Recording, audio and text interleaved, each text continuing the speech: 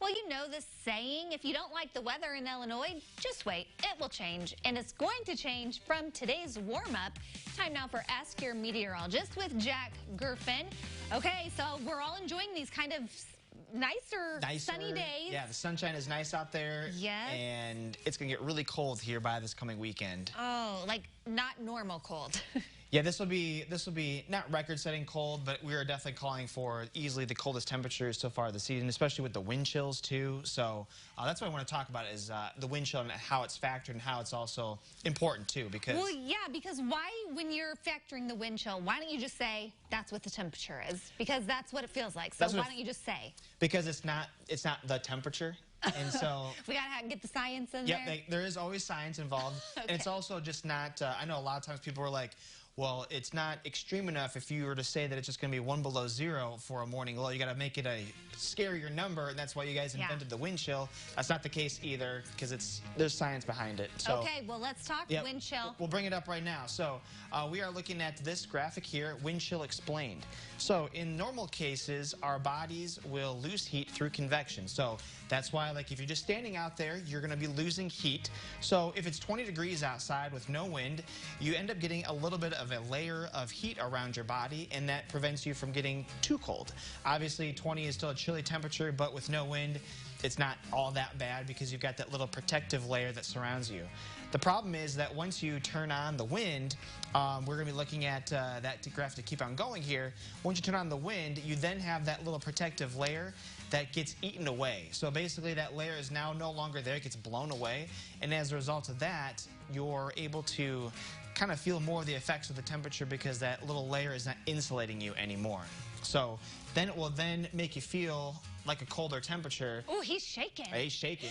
And so that's why the temperature will then feel colder because you lose that layer around it. So there's a pretty extensive chart here that we use. There's actually like a new formula. So where some of you were going back to school in the 80s and things like that, being like, well, we don't have 60-degree wind chills anymore.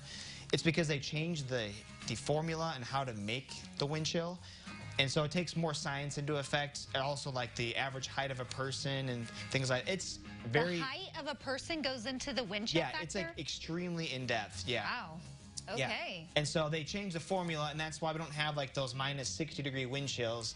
It's minus 60 is more like a minus 40 now, and so they're technically the same. And technically that's still really freaking cold. And I was going to say, like, can you feel the difference between minus 40 and minus 60? Like, it's going to be the same either way. Like, just, it's too cold. So what are we predicting for this weekend? So we've got those on the way here.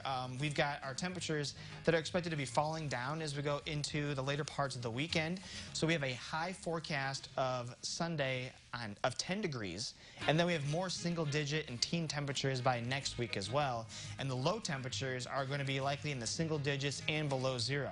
So our wind chills potentially could be as cold as the minus 20s for the weekend, especially on Sunday itself.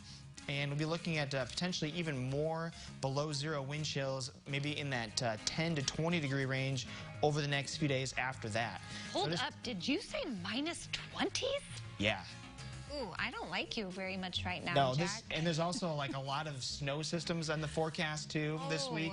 It's a very active, very cold week. It's a big change compared to what it's been like so far. Okay, I know we're out of time, but really quickly, tomorrow or Friday, we are out in the back for the one winter night. Yeah. How's that looking? Not good. You're going to probably have single-digit wind chills because there's going to be a northwest wind at around 30 miles an hour most of Friday. And even though there's probably going to be some sunshine, those temperatures are falling throughout the day because it's got to get cold for the weekend. So they're going to be uncomfortable for sure during the overnight hours.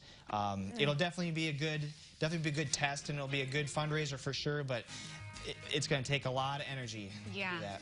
All right. Well, we appreciate you sharing all that with us. All that bad news. Hey, we'll take it if it's coming from you. If you would like to ask a question for Jack for next week's Ask Your Meteorologist, there's the different ways you can reach out to him and post those questions there, and we'll see you next time. That sounds good.